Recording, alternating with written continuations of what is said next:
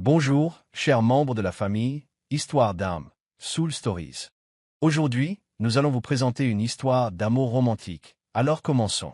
N'oubliez pas de vous abonner à notre chaîne pour ne manquer aucune histoire pleine de sens. Sous le coucher de soleil rougeoyant, la petite ville de Haven Cove reposait paisiblement le long de la côte atlantique où les vagues léchaient doucement le rivage de sable blanc. Des maisons en bois aux couleurs pastel bordaient la rue principale, ornées de vibrantes lianes de bougainvilliers. Les cloches de l'église Sainte-Marie carillonnaient, se mêlant aux conversations animées et aux rires de la foule rassemblée à l'extérieur.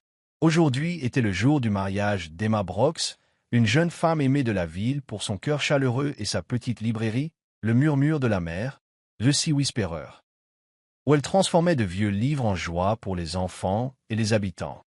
Emma Brooks, 28 ans, se tenait devant un miroir dans une petite pièce derrière l'église, ses mains lissant doucement la simple robe de mariée.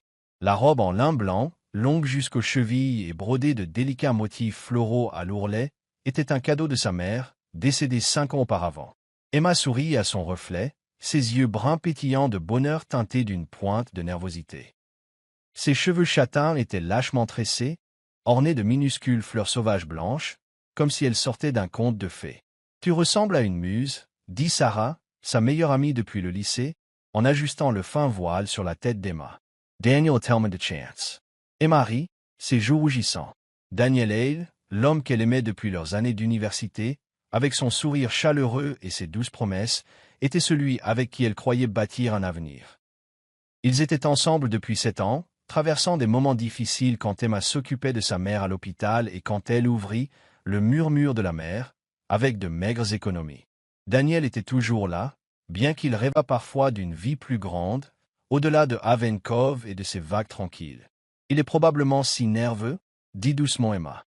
Ce matin, il m'a envoyé un texto disant qu'il avait hâte de me voir remonter l'allée. Sarah la serra dans ses bras, murmurant « Aujourd'hui sera parfait, Emma. » To Lumerites.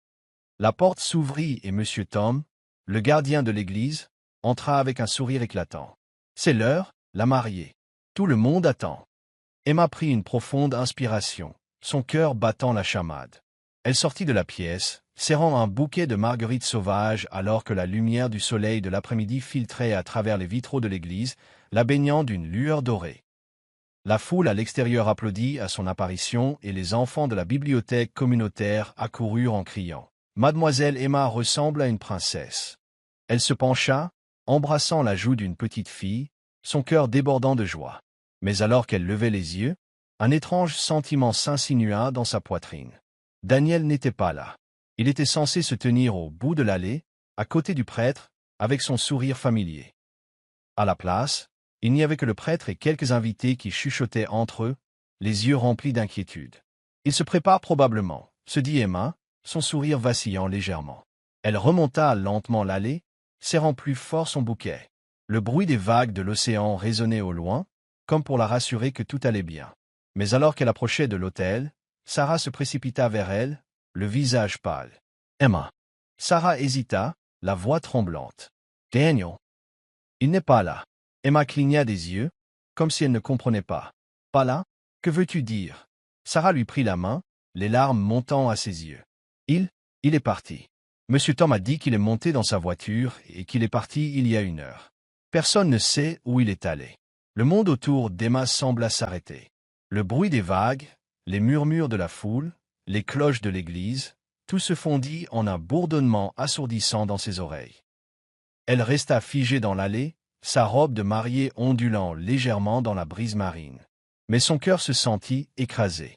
La pitié des amis, des voisins et même des inconnus la transperçait comme des aiguilles invisibles. « Non, » murmura Emma, la voix faible. « Il doit y avoir une erreur.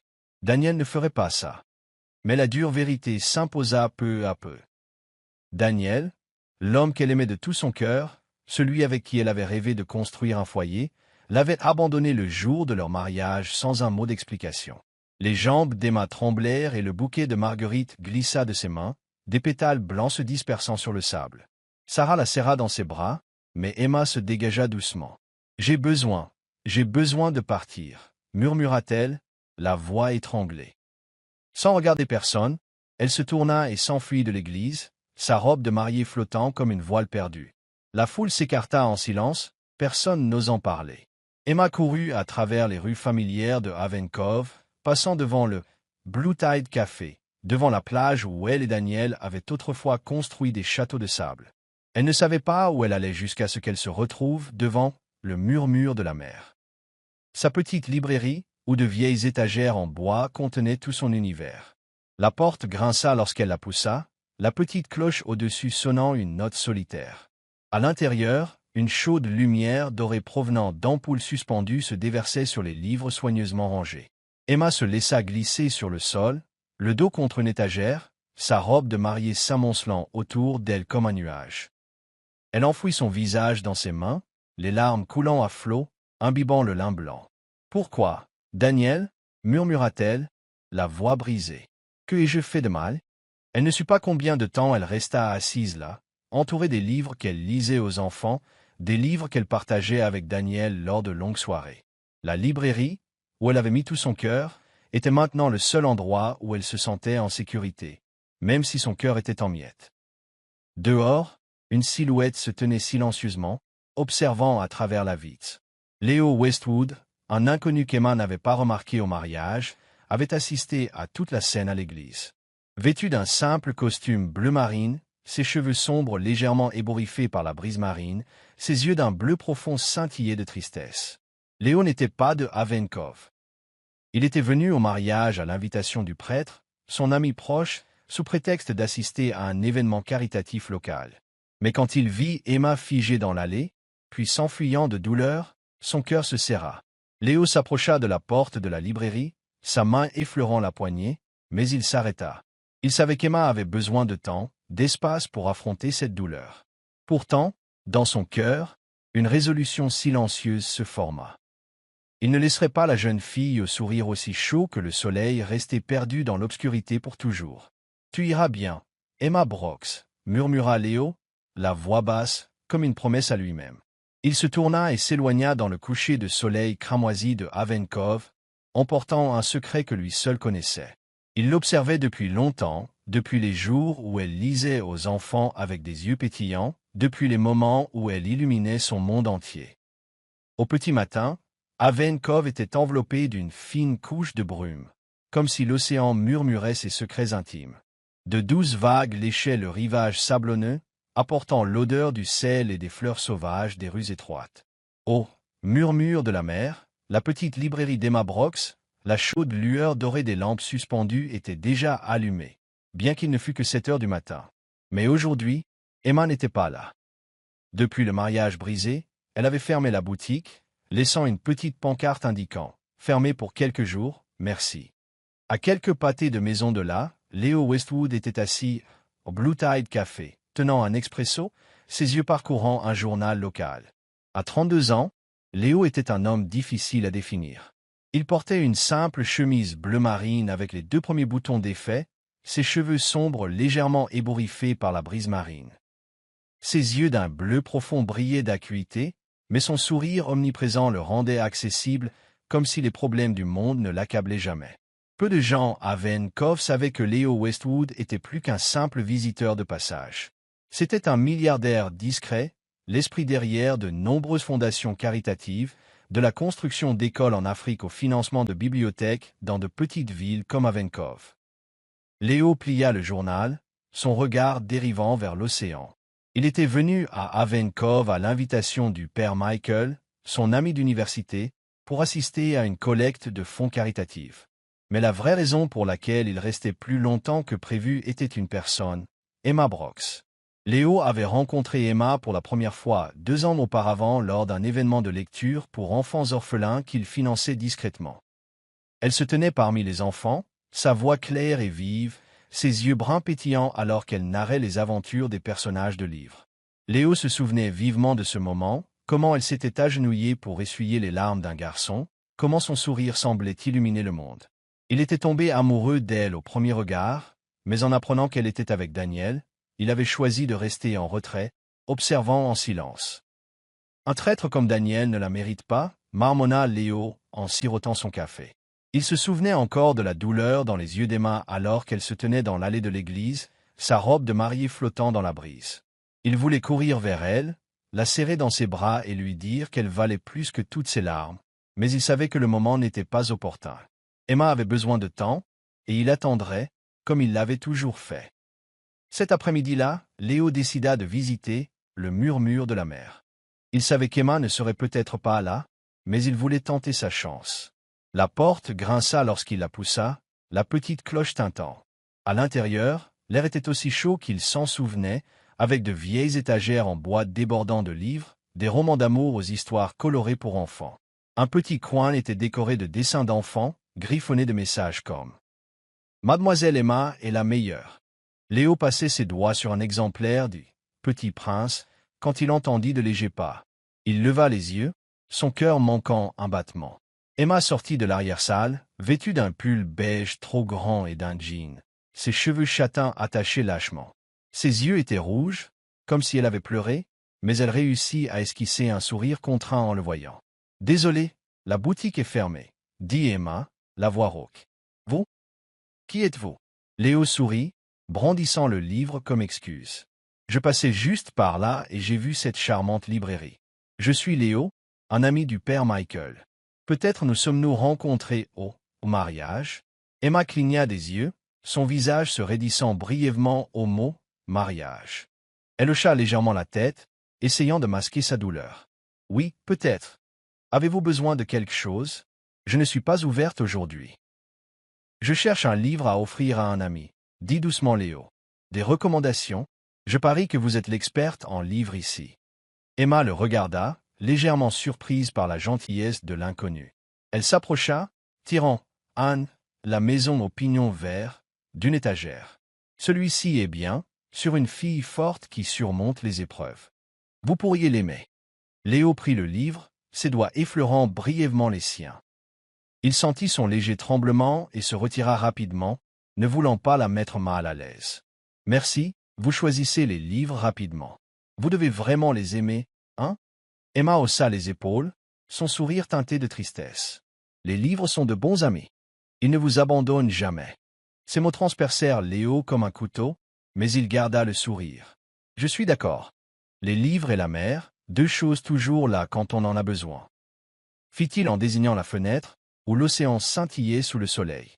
En parlant de la mer, j'ai entendu dire que la plage de Haven Cove avait les plus jolis coquillages.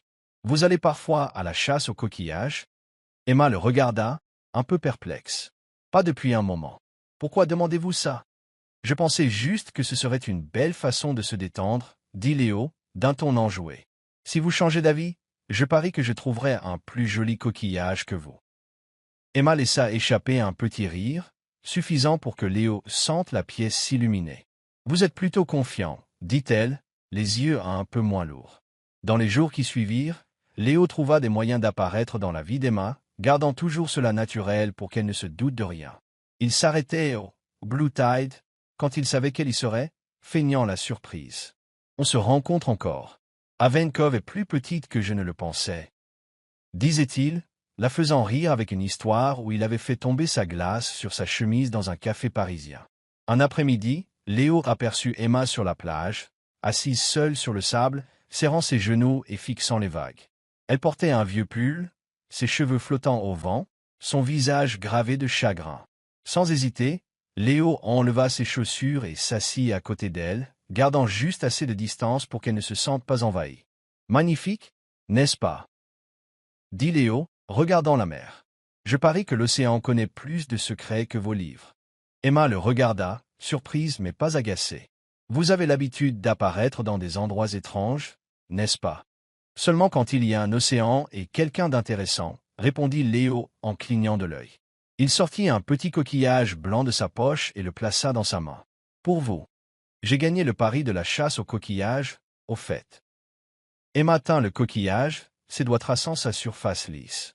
Elle sourit pour la première fois depuis des jours, un sourire qui atteignit ses yeux. « Merci, » murmura-t-elle, la voix douce. Léo savait qu'il ne pouvait pas précipiter les choses. Il comprenait la douleur d'Emma plus profondément qu'elle ne le réalisait. Il y a 2 ans, lorsqu'il avait financé anonymement le murmure de la mer. Pour aider Emma à agrandir la bibliothèque communautaire, il l'avait vue travailler sans relâche animer des séances de lecture et apprendre aux enfants à écrire leurs propres histoires. Il aimait sa façon de vivre, non pas pour la gloire ou l'argent, mais pour les sourires des enfants et sa conviction que les livres pouvaient changer des vies. Mais il savait aussi qu'elle n'avait aucune idée qu'il était derrière ses dons. Et il voulait que cela reste ainsi, du moins pour l'instant.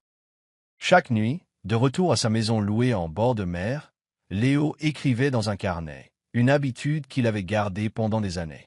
Elle a souri aujourd'hui, écrivit-il, son écriture penchée. Un jour, elle sourira en sachant qu'elle mérite d'être aimée. Il ferma le carnet et regarda par la fenêtre, où la mer nocturne scintillait sous le clair de lune. Pour Léo, Emma n'était pas seulement la femme qu'il aimait. Elle était celle qui lui faisait croire que, peu importe la cruauté du monde, il y avait encore des cœurs qui valaient la peine d'être protégés. Une semaine après le mariage qui n'eut jamais lieu, Avenkov demeurait aussi sereine que si elle n'avait jamais été témoin du cœur brisé d'Emma Brox. Les vagues continuaient de lécher régulièrement le rivage sablonneux, et la lumière du soleil filtrait à travers les arbres bordant le chemin menant au murmure de la mer, sa petite librairie. Mais à l'intérieur d'Emma, tout avait changé. Elle rouvrit la boutique, non pas parce qu'elle était prête, mais parce qu'elle ne savait pas quoi faire d'autre. La librairie était le seul endroit où elle sentait qu'elle avait encore une certaine valeur, même infime. Emma était assise derrière le vieux comptoir en bois, ses yeux bruns fixant d'un air absent le carnet de commande. Elle portait un pull gris trop grand, ses cheveux attachés en désordre avec quelques mèches châtaines tombant sur son visage. Dans les jours qui suivirent, elle évita les miroirs, craignant de voir une étrangère, une femme abandonnée, pas assez bien pour garder l'homme qu'elle aimait. Sarah, sa meilleure amie, avait tenté de la faire sortir, mais Emma secouait seulement la tête, disant qu'elle avait besoin de temps. Du temps pourquoi? Mais elle n'en était pas sûre. La petite cloche au-dessus de la porte de la boutique tinta, sortant Emma de ses pensées. Elle leva les yeux, légèrement surprise, alors que Léo Westwood entrait, tenant un parapluie encore luisant de gouttes de pluie. Il portait un manteau bleu marine, son sourire aussi éclatant que si l'averse extérieure ne pouvait entamer son moral. « On se rencontre encore, » dit Léo, d'un ton enjoué. « Je commence à penser que Avenkov n'a qu'une seule librairie et un seul café. » Emma haussa un sourcil, forçant un sourire poli. « Peut-être que vous êtes juste doué pour trouver les endroits où je suis. » Léo gloussa, s'approchant du comptoir et posant son parapluie. « C'est possible. Je cherche un livre rare, le Comte de Monte Cristo, une vieille édition si vous l'avez. Vous en avez un? » Emma se leva, le conduisant vers une étagère dans le coin. « Je crois que j'ai un exemplaire des années 80, pas trop vieux, mais rare pour Avenkov. » Ses doigts effleurèrent les dos des livres, se concentrant pour éviter de penser au regard chaleureux de Léo posé sur elle. « Vous me sauvez la vie, » dit Léo en prenant le livre qu'elle lui tendait. « Je parie que vous connaissez chaque livre ici comme votre poche. » Emma haussa les épaules, la voix douce. « C'est juste du travail. Les livres sont plus faciles à comprendre que les gens. » Léo la regarda, son sourire vacillant un instant, mais il retrouva rapidement son humour. « Je n'en suis pas si sûr. Certains personnages de livres sont plus compliqués que moi essayant de choisir un plat au Blue Tide. » Emma laissa échapper un petit rire sincère. Elle ne s'attendait pas à rire, même un peu. Léo avait une façon de rendre les choses plus légères, comme si la douleur en elle n'était qu'un nuage qui se dissiperait bientôt. Quelques jours plus tard, Léo se présenta à une séance de lecture pour enfants qu'Emma animait au murmure de la mer. Elle avait accepté à contre-cœur de reprendre l'activité, principalement parce que les enfants n'arrêtaient pas de demander quand elle raconterait à nouveau des histoires. Alors qu'Emma était assise en cercle avec les enfants, lisant « Le lion », la sorcière blanche et l'armoire magique, d'une voix claire, Léo se glissa discrètement, s'asseyant dans un coin, feignant de lire un roman de science-fiction. Et puis Aslan, le grand lion. Lut Emma, mais fut interrompu lorsque Léo toussa légèrement et leva la main comme un écolier. « Excusez-moi, mademoiselle, je crois que vous avez mal lu ça, » dit Léo, d'un ton faussement sérieux. « Aslan est un gros chat, pas un lion. » Les enfants éclatèrent de rire, un garçon criant « Ce n'est pas un chat, c'est un lion. » Emma regarda Léo, essayant de rester sévère, mais les coins de sa bouche se contractèrent vers le haut. « Monsieur Westwood, si vous voulez être enseignant, vous devrez d'abord connaître correctement les noms des personnages. » Rétorqua-t-elle d'un ton taquin. Léo leva les mains en signe de reddition, clignant de l'œil aux enfants. D'accord, j'abandonne. Mais je veux entendre Mademoiselle Emma continuer à lire. D'accord. Les enfants applaudirent et Emma continua, sa voix plus douce maintenant, comme si un petit poids s'était levé de son cœur. Quand la séance se termina, les enfants se précipitèrent pour la serrer dans leurs bras et Léo resta pour aider à empiler les chaises. Vous êtes vraiment doué pour ça, dit Léo en plaçant une pile de chaises dans le coin. Les enfants vous adorent. Emma haussa les épaules, baissant les yeux. Ils ont juste besoin de quelqu'un qui se soucie d'eux. Je ne suis pas spécial. Léo s'arrêta, la regardant avec des yeux sérieux. Emma, ne voyez-vous pas? Vous leur offrez tout un monde à travers ces histoires. Tout le monde ne peut pas faire ça. Emma ne répondit pas, mais les mots de Léo furent comme une petite étincelle dans son cœur. Elle hocha faiblement la tête, craignant que si elle parlait, des larmes ne coulent. Un soir, Emma décida d'organiser une soirée poésie au murmure de la mer. Une idée qu'elle aimait autrefois, mais qu'elle avait abandonnée après le mariage raté. Léo, apprenant cela par le père Michael, se présenta avec l'excuse « J'aime la poésie ». Il apporta un recueil de poèmes de Pablo Neruda, surprenant Emma. « Vous lisez Neruda » demanda-t-elle alors qu'ils arrangeaient les tables et les chaises dans la boutique. « Ne me regardez pas comme si je ne lisais que des bandes dessinées », répondit Léo en clignant de l'œil. « Neruda a une façon de vous faire croire en l'amour, même quand, quand les choses ne se passent pas comme prévu. » Emma se mordit la lèvre, évitant son regard. Elle ne voulait pas parler d'amour, pas alors que son cœur était encore marqué. Mais alors que la soirée poésie commençait, avec les habitants de Haven Cove lisant leurs poèmes préférés, Emma sentit une lueur de joie revenir. Léo se leva, lisant un court poème de Neruda d'une voix chaude et assurée. « Je t'aime comme on aime les choses simples, comme le pain, comme la lumière. » Il jeta un coup d'œil à Emma en lisant, mais elle feignit d'être occupée avec son thé, n'osant pas croiser son regard. Après l'événement, alors que tout le monde partait, Léo resta pour aider à nettoyer. « Vous devriez en faire plus souvent, » dit-il. « Haven Cove a besoin de soirées comme celle-ci, et je pense que vous aussi. » Emma sourit, mais ses yeux restèrent tristes. « Je ne suis pas sûr d'avoir la force de faire grand-chose de plus, Léo. » Il ne répondit pas immédiatement, posa juste une main douce sur son épaule, un réconfort silencieux. « Vous êtes plus forte que vous ne le pensez, Emma. » Une nuit d'orage, alors qu'Emma restait tard à la librairie pour faire l'inventaire, elle entendit frapper. À travers la vitre embuée, elle vit Léo, son manteau trempé, tenant une boîte à pizza et un livre cartonné. Confuse, elle ouvrit la porte. « Qu'est-ce que vous faites dehors? Il pleut à verse. » Léo haussa les épaules, un sourire malicieux aux lèvres. « J'ai pensé qu'une nuit pluvieuse appelait une pizza et un livre d'aventure. Voulez-vous jouer à un jeu de devinette de livres? » Emma secoua la tête mais ne put refuser. Ils s'assirent sur le sol de la librairie, entourés d'étagères, partageant une pizza au pepperoni. Léo brandit le livre, L'île au trésor, et le décrivit absurdement. Un type qui cherche un trésor, mais il n'arrête pas de tomber sur des pirates qui chantent au karaoké. Emma éclata de rire, manquant de faire tomber sa pizza. « Vous êtes terrible. C'est l'île au trésor. »« Correct. Vous êtes trop forte. » Léo applaudit, les yeux pétillants. Ils continuèrent à jouer, riant comme des enfants, et pendant cet instant, Emma oublia sa douleur, oublia le doute qui la rongeait. Mais alors que la nuit avançait et que la pluie continuait, Emma regarda par la fenêtre, sa voix s'adoucissant. « Léo, pourquoi êtes-vous si gentil avec moi? Je ne le mérite pas. » Léo arrêta de rire, la regardant avec des yeux doux mais fermes. « Emma, vous ne méritez pas que quelqu'un vous fasse du mal, mais vous méritez des sourires, des nuits comme celle-ci, et quelqu'un qui voit à quel point vous êtes merveilleuse. » Emma baissa les yeux, des larmes silencieuses coulant.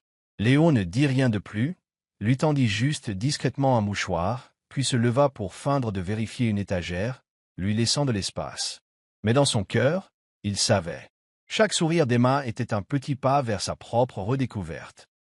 Durant ces jours, Emma commença à sourire davantage, même si ce n'était que par moments fugaces. Léo, avec son humour et sa patience, était devenu une partie de sa vie, comme la mère qui était toujours là, qu'elle le remarque ou non. Mais au fond d'elle, Emma avait toujours peur d'ouvrir son cœur, peur d'aimer, peur de ne pas être assez bien pour être aimée à nouveau. Elle ne savait pas que pour Léo, elle avait toujours été un monde entier. Haven Cove, fin septembre, revêtait une beauté douce, avec une lumière dorée et douce se déversant sur le rivage sablonneux et des brises automnales fraîches apportant le parfum frais de la mer. Le murmure de la mer, la petite librairie d'Emma Brooks, avait retrouvé son rythme quotidien. Les étagères en bois débordaient de romans, de livres pour enfants et de recueils de poésie usés, tandis que le coin lecture des enfants bourdonnait de rire.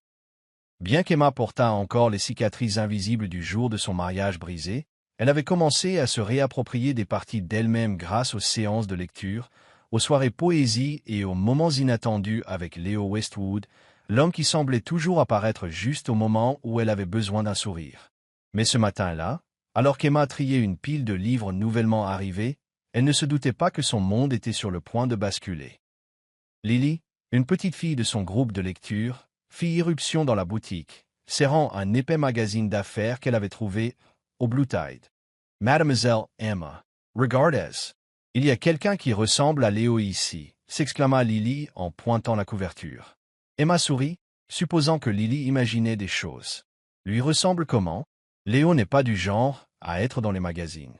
Elle prit le magazine et jeta un coup d'œil à la couverture. Puis elle se figea. C'était indubitablement Léo, son sourire familier, ses yeux d'un bleu profond et ses cheveux sombres légèrement ébouriffés. Le gros titre proclamait « Léo Westwood, milliardaire au cœur d'or, l'homme qui change le monde par la philanthropie ». Le souffle d'Emma se coupa. Elle tourna la page de l'article, ses yeux parcourant les mots comme s'ils dansaient. Léo Westwood, 32 ans, était l'un des plus jeunes milliardaires du monde, le cerveau derrière la fondation Horizon Lumineux.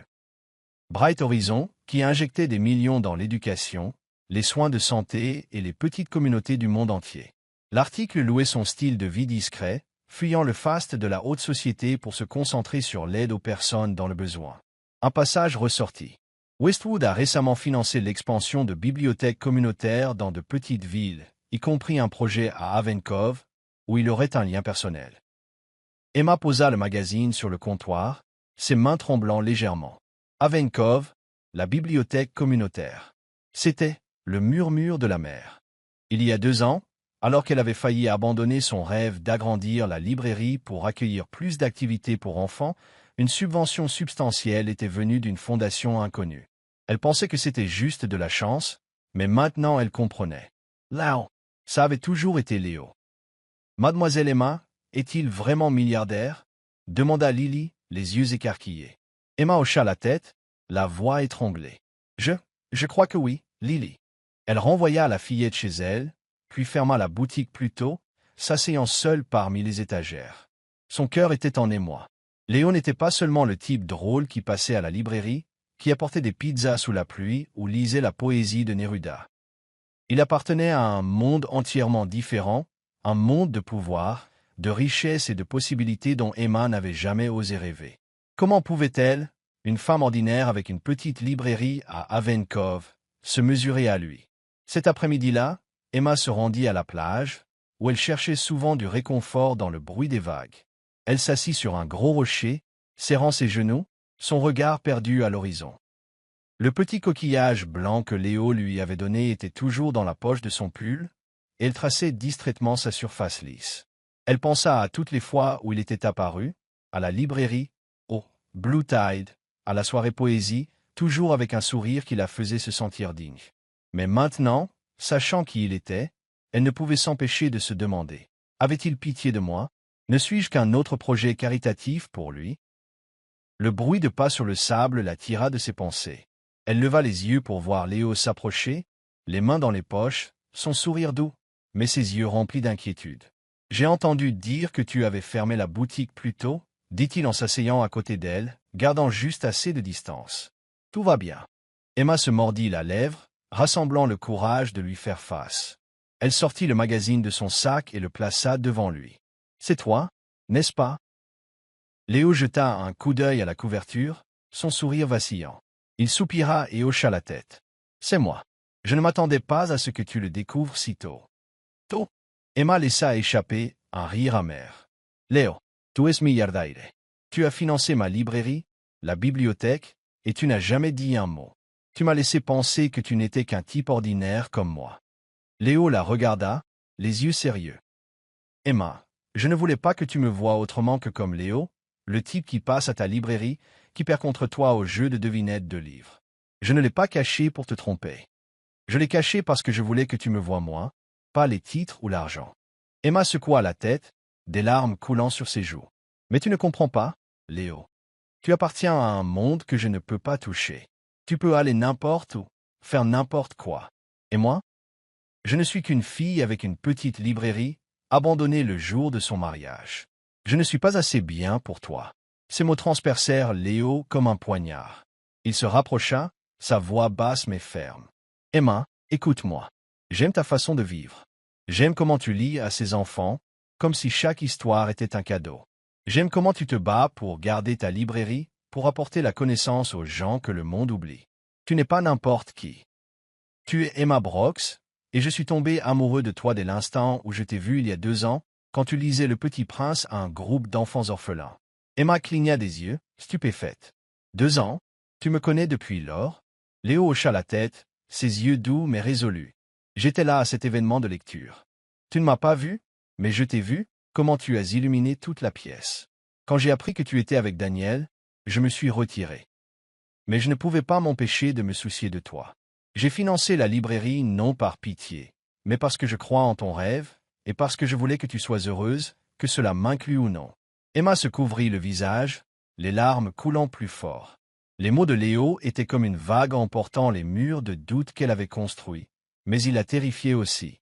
Léo, je ne sais pas quoi faire. Je ne suis qu'une personne ordinaire.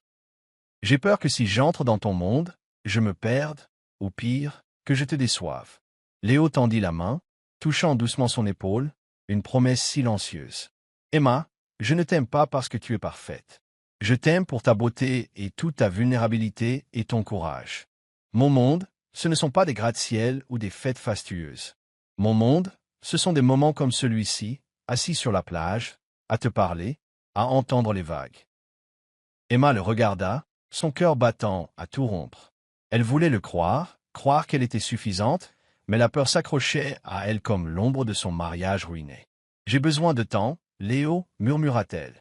Je ne sais pas si je peux rouvrir mon cœur. » Léo sourit, bien que son cœur lui fît mal. « J'attendrai, Emma, aussi longtemps qu'il le faudra. » Il se leva, la laissant avec le coquillage blanc dans sa main, et s'éloigna dans le coucher de soleil, sa haute silhouette se fondant dans la lumière dorée de Havenkov. Dans les jours qui suivirent, Emma fut prise dans un tourbillon d'émotions. Elle continua son travail au murmure de la mer, mais chaque livre, chaque coin de la boutique lui rappelait Léo, l'homme qui avait discrètement soutenu son rêve. Elle relut l'article sur lui, apprenant ses projets caritatifs, de la construction d'écoles en Amérique du Sud au don de livres à des enfants dans des bidonvilles. Elle réalisa que Léo n'était pas seulement un milliardaire. C'était quelqu'un qui vivait pour les autres, tout comme elle, bien qu'à une échelle différente. Un soir, Emma anima une séance de lecture pour enfants, et Léo se présenta comme d'habitude, s'asseyant dans le coin.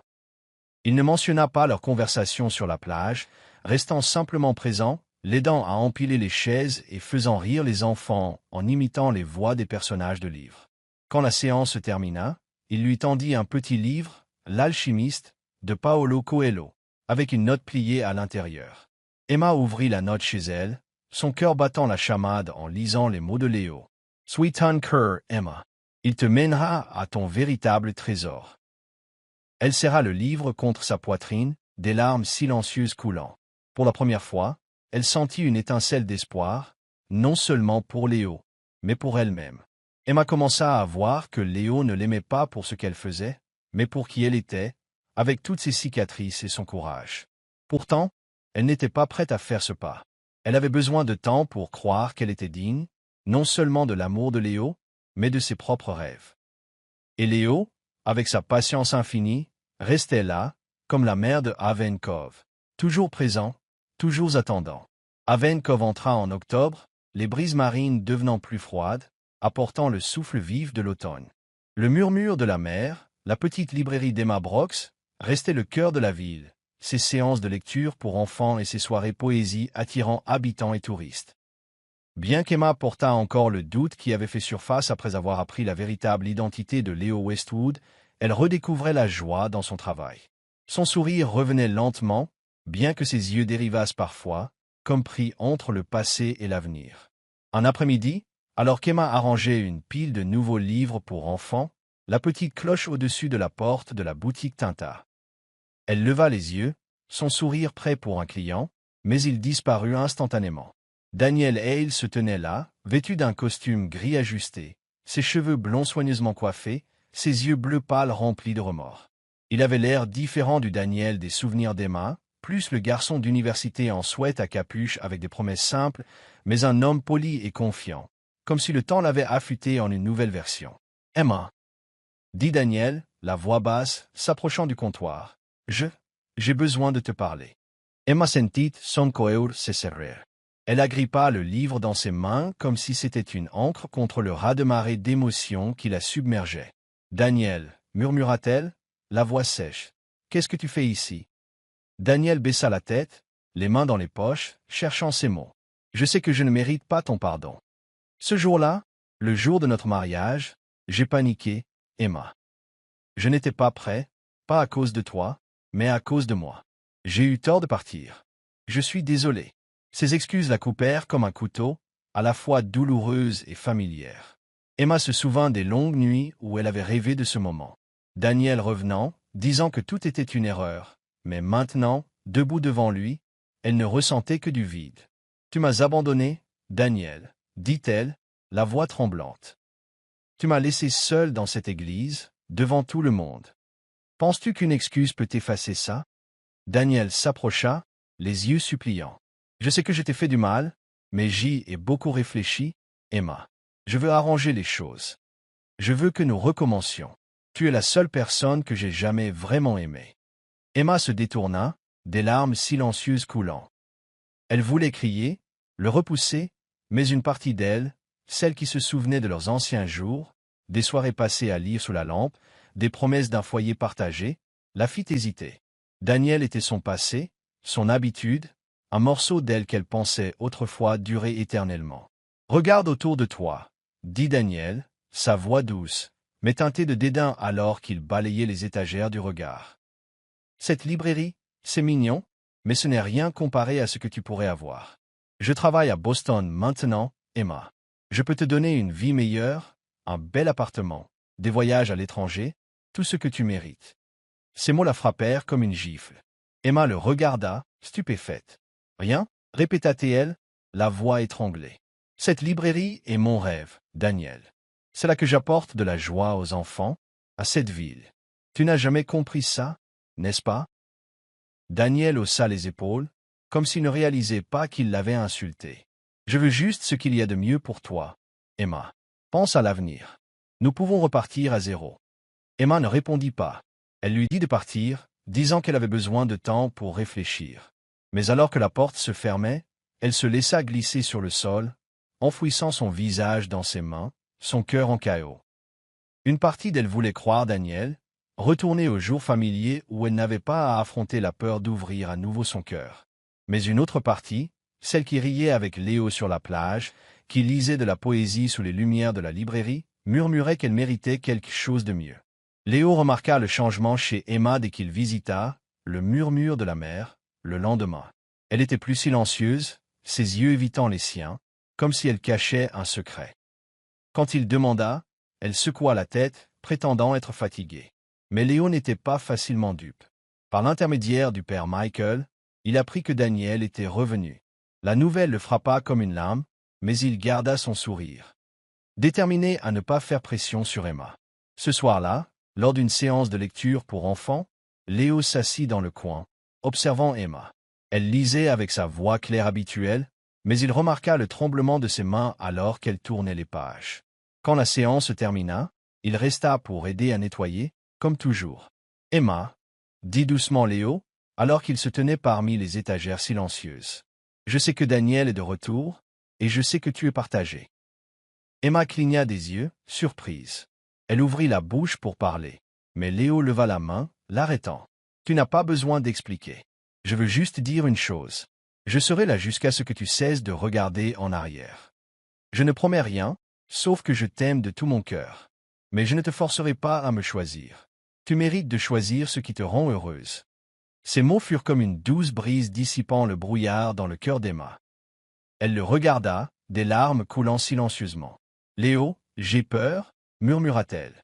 Peur d'échouer à nouveau, de ne pas être assez bien, pour toi ou pour qui que ce soit. » Léo sourit, les yeux tendres. « Tu es assez, Emma. Tu as toujours été assez. » Il se détourna, la laissant à ses pensées. Mais dans son cœur, il savait que, quoi qu'elle choisisse, il ne cesserait jamais de l'aimer. Cette nuit-là, une pluie torrentielle balaya Avenkov, les gouttes tambourinant sur les toits comme une mélodie funèbre. Incapable de supporter l'air étouffant de son petit appartement, Emma courut à la plage, l'endroit où elle et Léo avaient autrefois tenu une séance de lecture en plein air pour les enfants, où ils avaient ri de livres et de couchers de soleil. Elle s'assit sur le sable, son pull trempé, la pluie se mêlant à ses larmes. Elle pleura pour Daniel, pour les années où elle avait cru en un avenir qui n'était pas réel. Elle pleura pour elle-même, pour la peur d'être à jamais piégée dans le passé. Des bruits de pas sur le sable la firent lever les yeux.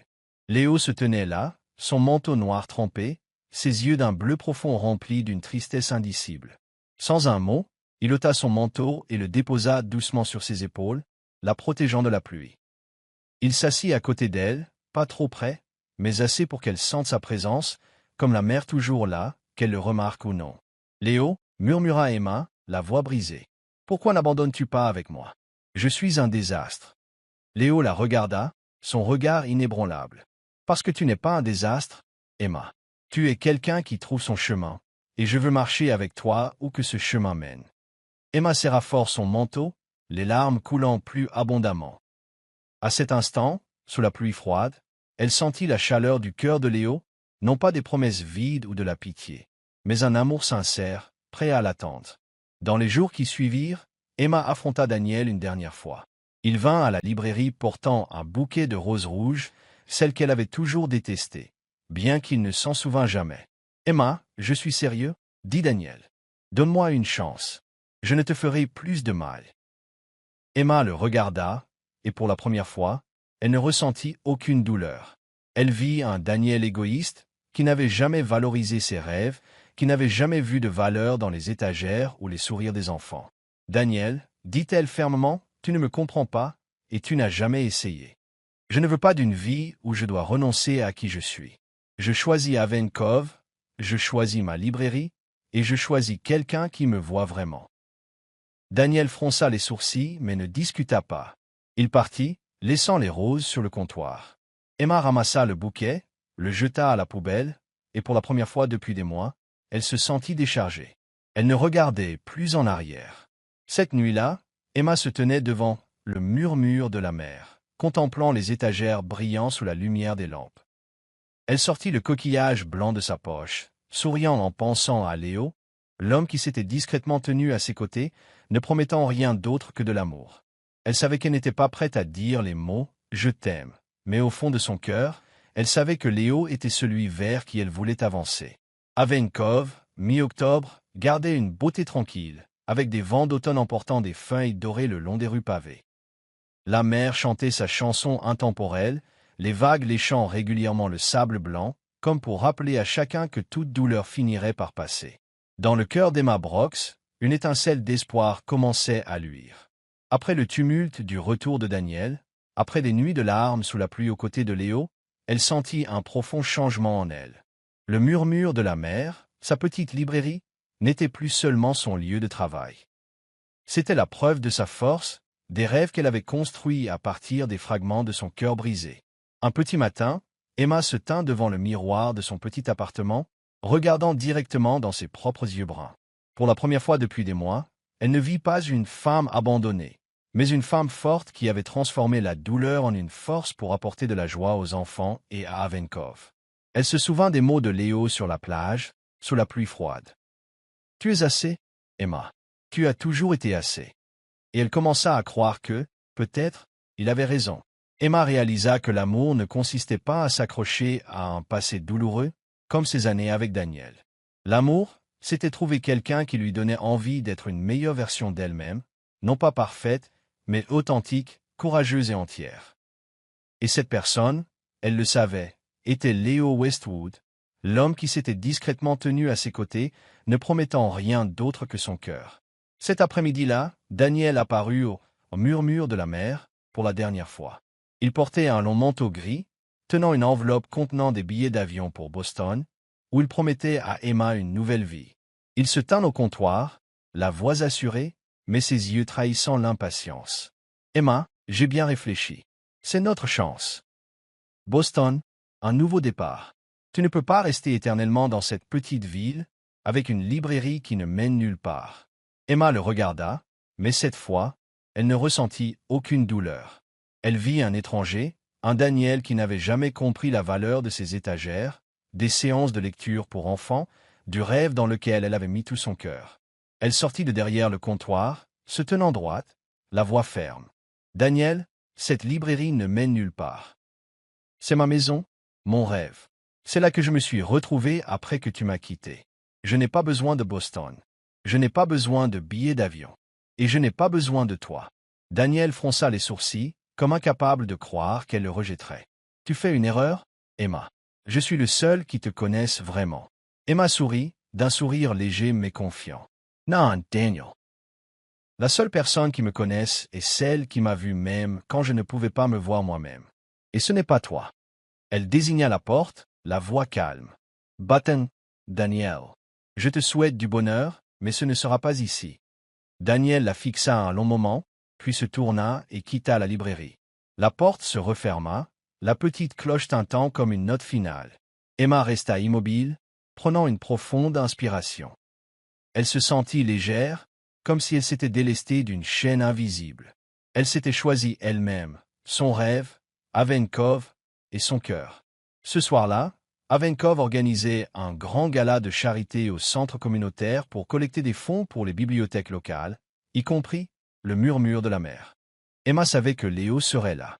Il était l'un des principaux donateurs, bien qu'il essayât toujours de rester discret.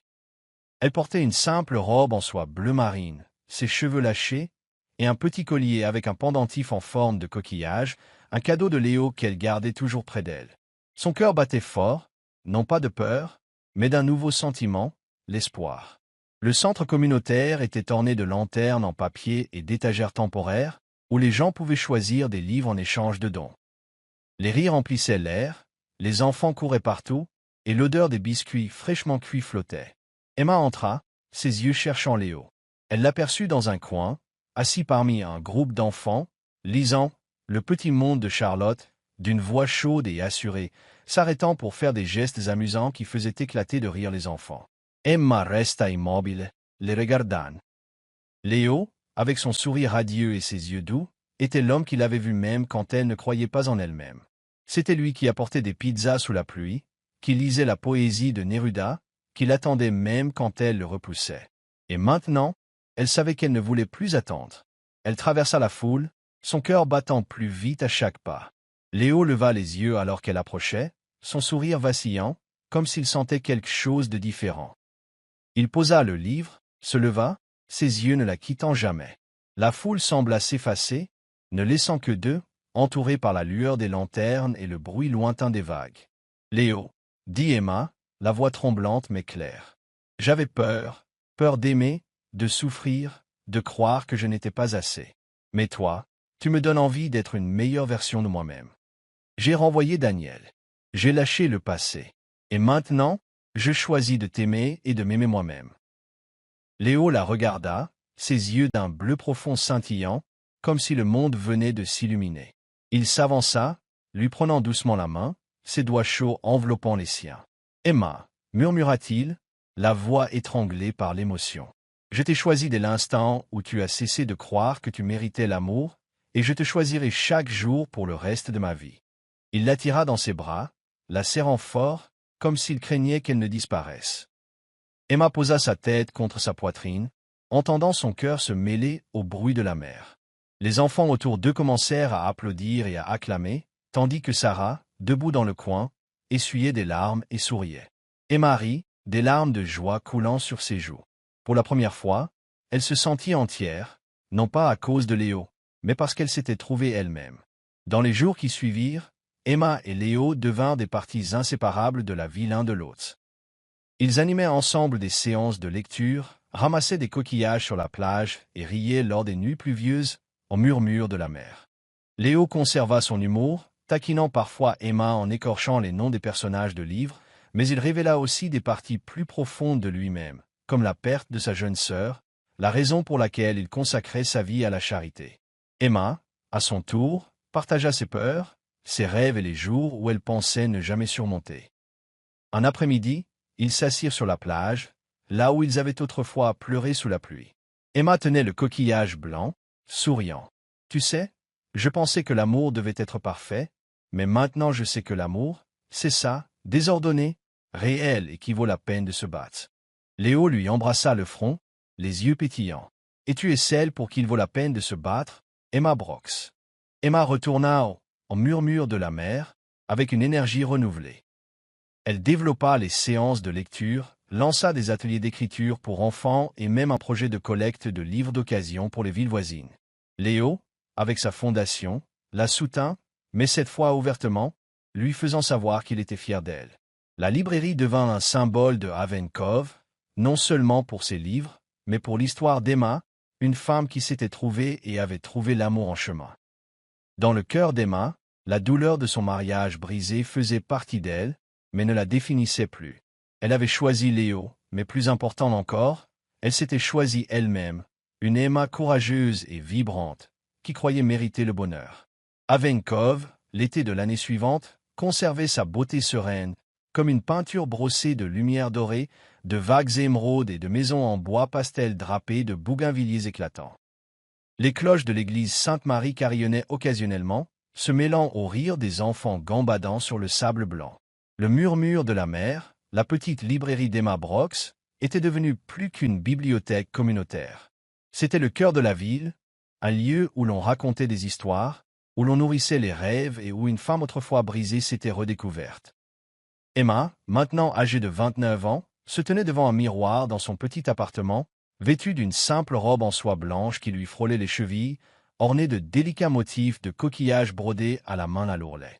Ses cheveux châtains tombaient naturellement, rehaussés d'une unique marguerite blanche glissée dedans, un clin d'œil à la robe de mariée d'il y a un an, mais cette fois, son sourire était radieux, libre de toute ombre farouche. Elle toucha doucement le collier à pendentif en forme de coquillage, un cadeau de Léo Westwood, l'homme qui était devenu la lumière de sa vie. Son cœur battait fort, non pas de nervosité, mais d'une joie pure, un sentiment qu'elle pensait autrefois ne jamais retrouver. Sarah, sa meilleure amie, entra dans la pièce, les yeux brillants de larmes. « Emma, tu ressembles à une muse, » dit-elle en la serrant fort dans ses bras. « Léo ne pourra pas détacher ses yeux de toi. » Emma rit, ses joues rougissant. « Ne me taquine pas, Sarah. Je veux juste que ce jour soit simple, qu'il soit, nous. » Sarah essuya ses larmes en hochant la tête. « Ce sera parfait, Emma. Tu le mérites, plus que quiconque. » Emma regarda par la fenêtre où la mer s'étendait jusqu'à l'horizon. Il y a un an, elle se tenait dans une église, sa robe de mariée flottant, son cœur brisé alors que Daniel l'abandonnait. Elle pensait ne plus jamais oser aimer, ne plus jamais croire au bonheur. Mais Léo, avec son sourire enjoué, sa patience infinie et son amour inébranlable, avait tout changé. Il ne l'avait pas seulement aidée à guérir, il l'avait fait croire qu'elle était digne d'amour, non pas parce qu'elle était parfaite, mais parce qu'elle était Emma Brox, avec toutes ses cicatrices, son courage et ses rêves. Le mariage eut lieu sur la plage de Haven Cove, près de l'endroit où Emma et Léo avaient lu aux enfants, s'étaient assis sous la pluie et avaient ramassé des coquillages blancs. Une petite tente en toile blanche fut installée, décorée de lanternes en papier suspendu et de bouquets de marguerites nouées avec des rubans bleu marine. Il n'y avait ni tapis rouge ni orchestre symphonique, seulement le bruit des vagues en toile de fond et un groupe local jouant de douces mélodies acoustiques. Des chaises en bois étaient disposées en cercle intime, remplies d'amis, d'habitants de Haven Cove et d'enfants du murmure de la mer, tous se mêlant et riant ensemble. Quelques livres pour enfants étaient placés sur une table, rappel du parcours d'Emma et Léo. Emma émergea d'un étroit sentier menant de la librairie, tenant un bouquet de marguerites, sa robe de soie flottant dans la brise marine. La foule applaudit, les enfants acclamant. Mademoiselle Emma ressemble à une princesse. Mais ses yeux ne cherchaient que Léo. Il se tenait au bout du sentier, vêtu d'un costume en lin bleu clair, sans cravate, ses cheveux sombres légèrement ébouriffés par le vent. Ses yeux d'un bleu profond la contemplaient, brillants de joie et d'une pointe de malice, comme s'il préparait une blague pour la taquiner. Alors qu'Emma approchait, Léo lui prit la main, ses doigts chauds enveloppant les siens. « Tu es plus belle que mes livres préférés, Emma Brox. » murmura-t-il, la voix étranglée par l'émotion. Emma rit, les yeux embués. « Tu ne peux toujours pas être sérieux, n'est-ce pas? »« Seulement si tu me le permets, » cligna Léo, mais son ton s'adoucit. « Merci, Emma, de m'avoir choisi, de t'être choisi toi-même. » Le père Michael, qui avait été témoin de leur parcours depuis le jour du mariage brisé, sourit en commençant la cérémonie. « Aujourd'hui, dit-il, la voix chaleureuse, nous ne sommes pas seulement témoins de l'amour d'Emma et Léo, mais de la force des cœurs qui savent guérir, faire confiance et aimer pleinement. Avenkov est fier de vous, non seulement pour votre amour, mais pour la lumière que vous nous avez apportée à tous. » Leurs vœux venaient directement de leur cœur. Emma regarda Léo, la voix tremblante, mais claire. « Léo, tu m'as vu quand je ne pouvais pas me voir moi-même. Tu m'as attendu, même quand j'avais peur, même quand je doutais. Tu me donnes envie d'être une meilleure version de moi-même, non pas parfaite, mais réelle. Je promets de t'aimer, non seulement aujourd'hui, mais chaque jour, avec tout mon courage et tout mon amour. » Léo lui serra fort les mains, ses yeux brillants, comme si elle était la seule personne au monde. « Emma, tu es la plus belle histoire que j'ai jamais lue. Tu es la lumière des jours où je pensais ne pouvoir que donner et ne jamais recevoir. Je promets de t'aimer, de te protéger et de te faire rire, même quand tu feins que mes blagues nulles ne sont pas drôles. Je promets d'être ton foyer, où que nous soyons, que la mer cesse de chanter, ou que Avenkov change. » La foule rit, les enfants applaudirent et Sarah essuya des larmes au premier rang. Alors qu'ils échangeaient les alliances, 2 simples anneaux en argent gravés de minuscules coquillages, Léo se pencha et embrassa Emma. Un baiser doux mais profond, comme si le monde s'arrêtait pour en être témoin. Le bruit des vagues se mêla aux applaudissements, et les enfants se précipitèrent en avant, jetant des pétales de marguerite en l'air, créant une pluie de fleurs blanches. Après la cérémonie, la réception se déroula sur la plage, avec de longues tables en bois drapées de lin blanc, chargées de biscuits au gingembre, de sandwichs aux fruits de mer et de pichets de limonade maison. Un petit coin bibliothèque mobile fut installé, où les invités pouvaient choisir des livres du « Murmure de la mer » en échange de dons pour soutenir les enfants orphelins. Les enfants couraient partout, jouant à des jeux de chasse aux coquillages, tandis que les adultes discutaient sous les lanternes scintillantes. Le groupe jouait des airs folkloriques, et le sel se mêlait aux marguerites, créant une atmosphère à la fois chaleureuse et libre. Emma et Léo s'assirent parmi des amis, les mains jointes, riant comme des enfants. Léo se leva, levant un verre de limonade, sa voix résonnant d'un humour familier. « Merci à tous d'être ici pour assister au jour où je suis officiellement devenu l'homme le plus chanceux de Avenkov. Mais attention, si quelqu'un essaie de s'enfuir de ce mariage, je le poursuivrai, et je suis rapide.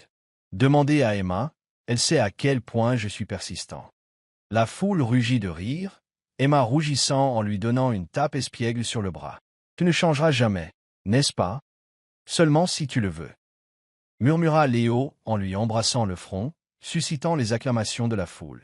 La fête se prolongea dans la nuit, avec des danses sur le sable au clair de lune. Emma dansa avec Léo, avec Sarah, et même avec les enfants, sa robe de soie flottant comme une voile.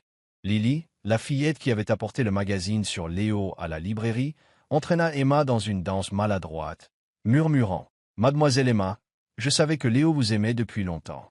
Je l'ai vu vous regarder comme si vous étiez une princesse. » Emma serra Lily dans ses bras, des larmes de joie coulant. « Merci, Lily. Je pense qu'il est un chevalier, même s'il raconte de terribles blagues. » Alors que la musique ralentissait, Léo attira Emma dans un coin tranquille de la plage, où les vagues léchaient doucement le rivage. Ils se tinrent pieds nus sur le sable, le clair de lune illuminant son visage. « Aujourd'hui était le plus beau jour de ma vie, » dit Léo, la voix basse. « Mais tu sais, chaque jour avec toi est un plus beau jour. » Emma posa sa tête contre sa poitrine, entendant son cœur se mêler aux vagues. « Et tu rends chaque jour digne d'être vécu, Léo. » Dans les mois qui suivirent le mariage, Emma et Léo construisirent une vie ensemble à Avenkov, où ils se sentaient appartenir. Ils ne déménagèrent pas dans une grande ville ou un manoir somptueux, bien que Léo aurait pu facilement se le permettre. Au lieu de cela, ils restèrent dans une petite maison en bois près de la mer avec des fenêtres donnant sur le murmure de la mer. Léo, par le biais de sa fondation, Horizon Lumineux, aida Emma à agrandir la librairie, la transformant en un centre culturel avec non seulement des livres mais aussi des cours d'art, des ateliers d'écriture et des concerts de musique acoustique. Emma, avec une confiance retrouvée, commença à écrire un livre pour enfants inspiré des histoires qu'elle racontait aux enfants. Léo fut son premier lecteur, la taquinant en disant qu'elle devrait ajouter un personnage de type drôle avec de mauvaises blagues. Mais quand elle eut terminé, il organisa un lancement à la librairie, et Venkov se déplaça pour célébrer.